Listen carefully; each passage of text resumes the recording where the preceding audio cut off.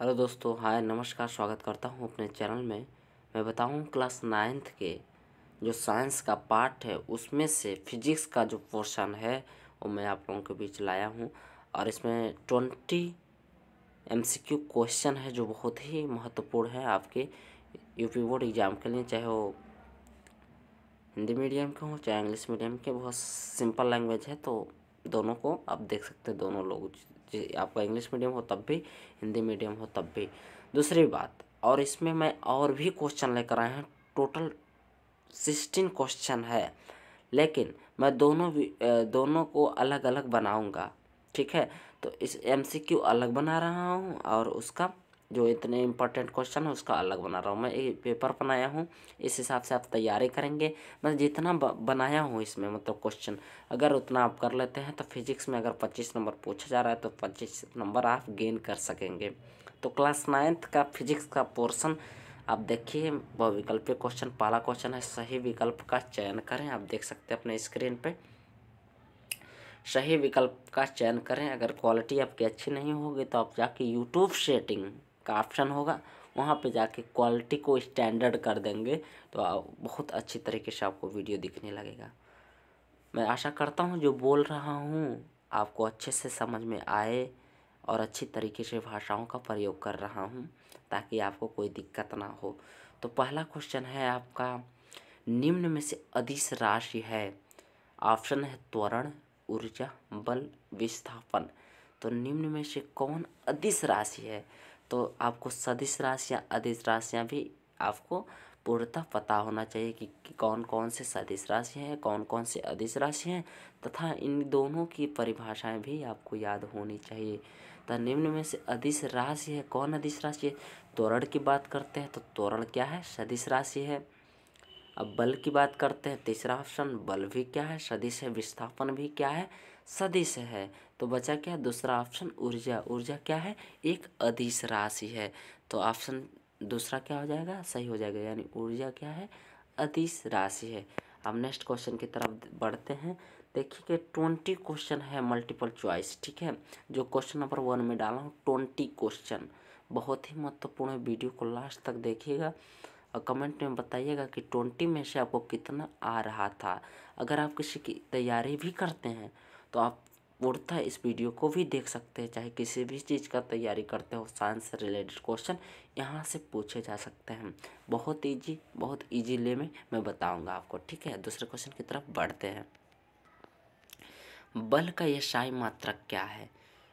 बल का यशाई मात्रक देखिए, केजी मीटर पर सेकेंड ये भी बल का मात्रक होता है, डाइन ये भी मात्रक होता है। तो इस सभी में लगभग बल की मात्रक है। तो कौन सा ऐसा है जो बल का SI मात्रक है? तो SI मात्रक न्यूटन होता है। आप लोग, मैं जानता हूँ अवश्य न्यूटन को जरूर सुने होंगे। तो बल का SI मात्रक क्या होता है? और न्यूटन होता है। आपको अलग से वीडियो में बता दूंगा कि MKS पद्धति, MKS सिस्टम, SI सिस्टम, थोड़ा इसमें डिफरेंस है। फिर ये क्या होता है CGS सिस्टम क्या होता है। ऐसे ही बहुत होते हैं, 2-4 सिस्टम होते हैं। मैं उसका अलग से वीडियो बना दूंगा अगर आप कमेंट में कहेंगे तो। नेक्स्ट क्वेश्चन की तरफ बढ़ते हैं। त्वरण का मात्रक है। त्वरण का मात्रक क्या है? सी वाला जो है, त्वरण का मात्रक क्या है? तो ऑप्शन सुन लीजिए, मीटर, मीटर सेकेंड, मीटर पर सेकेंड, मीटर स्क्वायर या मीटर पर सेकेंड स्क्वायर।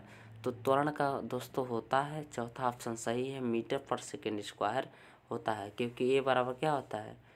डेल्टा V अपन डेल्टा T होता है ना। वेग परिवर्तन की दर को ही क्या कहते हैं? त्वरण कहते हैं। तो वेग का क्या होता है? मीटर पर सेकेंड, ठीक है।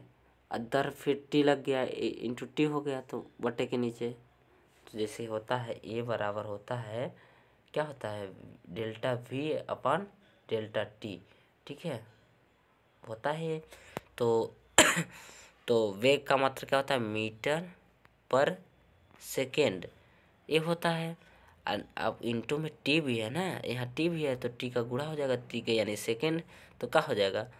मीटर पर सेकेंड स्क्वायर, ये हो जाएगा आपका। आशा करता हूँ आप समझ रहे होंगे।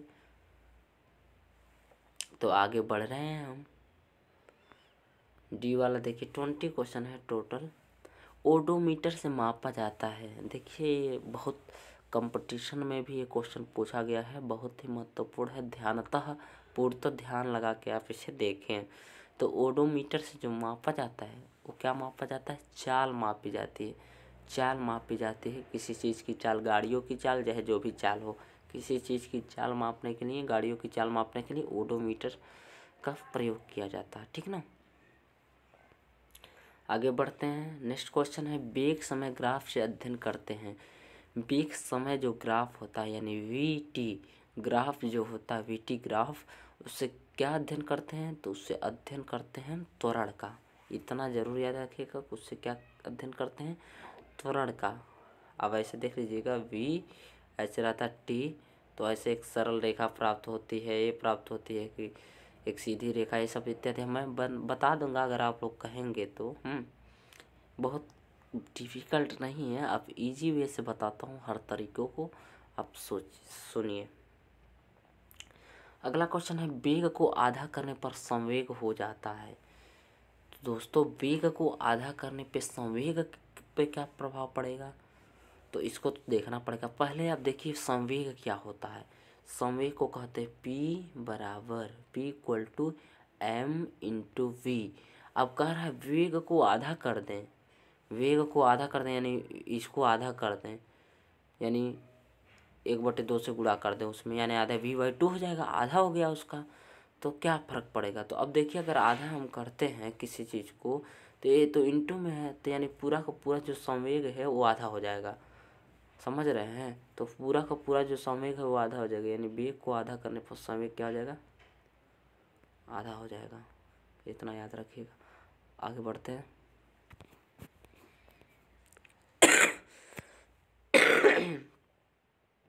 सॉरी, थोड़ा सा तबीयत डिस्टर्ब भी है, उसके बावजूद भी आप लोगों को वीडियो बना रहा हूँ, तो मेरे वीडियो को एक लाइक ज़रूर कर दीजिएगा।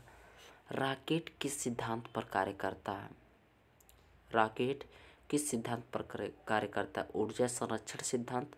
पहले बात तो जितने भी सिद्धांत मैं नीचे लिखा हूँ 4 ऑप्शन में, ये चारों सिद्धांत को आप किसी भी तरीके से आप कहेंगे तो मैं भी बता दूंगा अगर कमेंट में कहेंगे तो। जैसे ऊर्जा संरक्षण का सिद्धांत क्या होता है, आवेश संरक्षण का सिद्धांत क्या होता है, ऊष्मा संरक्षण सिद्धांत क्या होता है, और संवेग संरक्षण सिद्धांत क्या होता है। तो रॉकेट किस सिद्धांत पर कार्य करता है? तो रॉकेट किस सिद्धांत पर कार्य करता है? तो संवेग संरक्षण के सिद्धांत पर कार्य करता है। ठीक ना।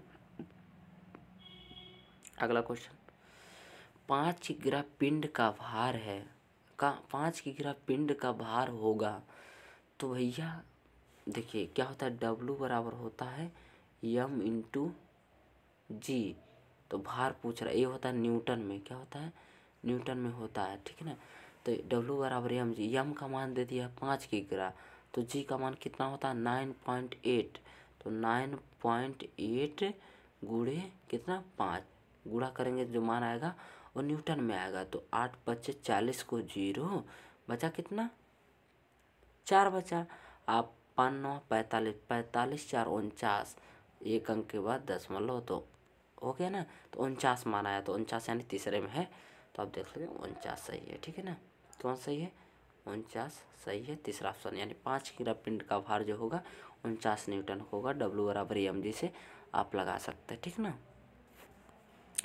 फिर आगे बढ़ते हैं। एकांक आयतन के द्रव्यमान को कहते हैं, एकांक आयतन के द्रव्यमान को क्या कहते हैं? ताप, दाब, प्रणोद, घनत्व। देखिए ताप, प्रणोद, दाब ये तो अलग बातें हो गई दोनों। देखिए दाब बराबर होता है बल बटे क्षेत्रफल, ताप का वही है, आप उससे निकालेंगे। प्रणोद भी एक तरीके का बल होता है। तो लेकिन घनत्व जगह, घनत्व बराबर क्या होता है? जैसे घनत्व डेंसिटी डी बराबर क्या होता है? द्रव्यमान बटे आयतन, यानी द्रव्यमान यम अगर हम करें बटे वी। ठीक है। डेंसिटी यानी मास अपान वॉल्यूम। तो एकांक आयतन के द्रव्यमान को अगर एक द्रव्यमान का वॉल्यूम जो है 1 मीटर क्यूब हो, अगर 1 मीटर क्यूब हो, तो जो डेंसिटी होता है वो इसके क्या द्रव्यमान के बराबर हो जाता है उसके। तो यानी कहने का मतलब क्या है, एकांक आयतन के द्रव्यमान को क्या कहते हैं? घनत्व कहते हैं। तो आप सॉरी थोड़ा सा इशू है, आप देख सकते हैं एकांक आयतन के द्रव्यमान को क्या कहते हैं? घनत्व कहते हैं, घनत्व ही कहते हैं। आप इसे नोट कर सकते हैं, ठीक ना। आगे हम बढ़ते हैं। तो अगला है कि दाब का मात्रक क्या है। तो दाब यानी प्रेशर, दाब यानी प्रेशर। प्रेशर क्या होता है, किसी चीज़ का प्रेशर कैसे निकालते हैं। तो दाब बराबर क्या होता है, प्रेशर बराबर बल बटे क्षेत्रफल। क्या होता है, बल बटे क्षेत्रफल। क्षेत्रफल यानी फोर्स अपान एरिया। तो इसका मात्रक देखने के लिए क्या करोगे, अरे भैया एफ का मात्रक क्या है, न्यूटन, और ए का मात्रक क्या है, मीटर स्क्वायर। तो न्यूटन पर मीटर स्क्वायर हो जाएगा, आप देख सकते हैं। तो देखिए न्यूटन पर मीटर स्क्वायर पहले में है तो वही सही है।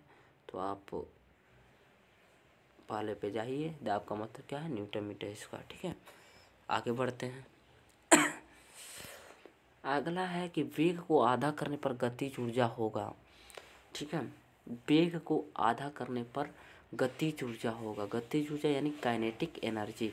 तो काइनेटिक एनर्जी के बराबर होता है 1/2 mv², ठीक है। ये होता है 1/2 mv²। कह रहा है वेग को आधा करने पर, यानी वेग को जब आधा करेंगे, यहाँ आधा करेंगे तो ये हो जाएगा, इस पे होल स्क्वायर हो जाएगा ना, वी का आधा। तो जब इसको आधा करेंगे तो क्या हो जाएगा, ये हो जाएगा ना, 4 हो जाएगा। स्क्वायर करेंगे तो v²/4 हो जाएगा, यानी 1/2 mv²/4 हो जाएगा, यानी चौथाई हो जाएगा इसका।